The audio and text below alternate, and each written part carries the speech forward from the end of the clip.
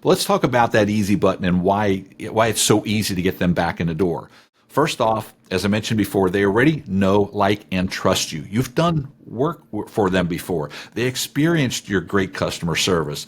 They experienced your great service that you provided, and they like you. They trust you. Okay, so each time they come back, that trust factor, as Jerry just mentioned, just keeps going up and up and up. Also, you already have their buying history. Now, why is that important? Well, you don't want to be inviting your bottom feeders back, right? And the people that just aren't spending a lot of money. You know who is coming in and spending the money. And you know who is not spending the money. Okay, so you have a lot of data on somebody that you're going to do business with. Contrast that with getting a new customer in the door. You know nothing about them. They may be driving almost a brand new car, and the best you can do is an oil change. And here's a really big thing. You already have their contact information. You don't have to figure out who they are. You don't have to figure out where you're going to find them.